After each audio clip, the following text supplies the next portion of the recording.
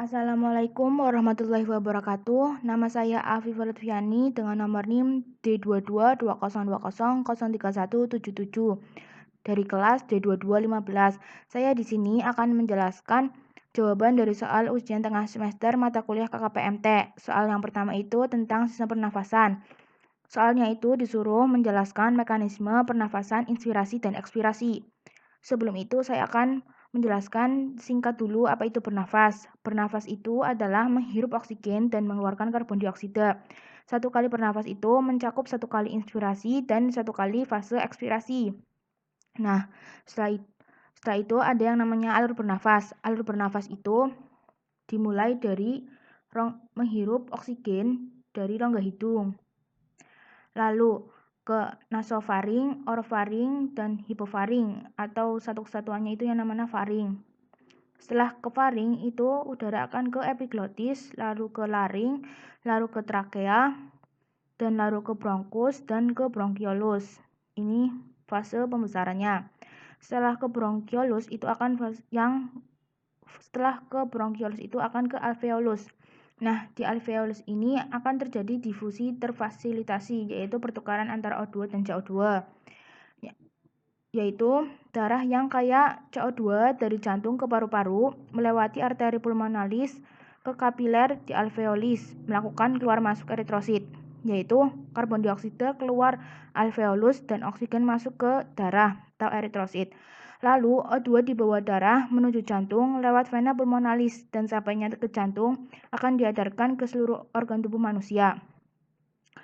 Karbon dioksida akan keluar dari tubuh melalui alveoli, bronkus, bronkiolus, kembali lagi ya kayak tadi tapi dari bawah ke atas.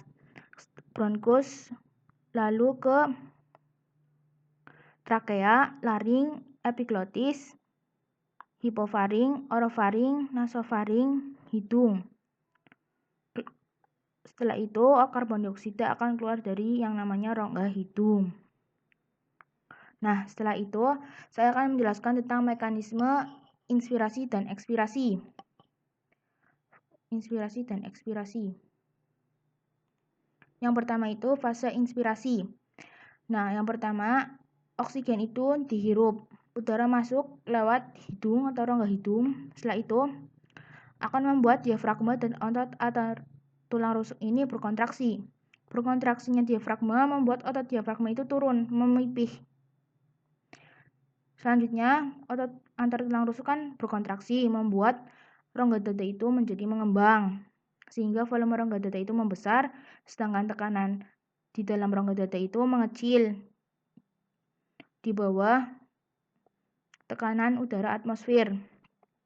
Dan setelah itu membuat udara itu mengalir ke paru-paru. Nah, selanjutnya mekanisme ekspirasi. Yang pertama itu diafragma dan otot tulang rusuk itu relaksasi. Relaksasinya diafragma itu ototnya itu bergerak naik membentuk seperti kubah.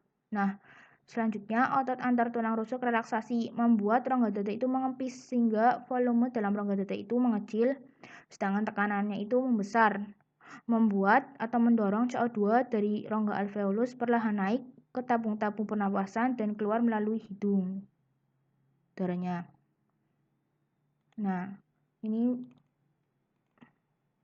saya akan menunjukkan hasil pengerjaan saya yang sudah saya tulis dan saya scan. Nah, ini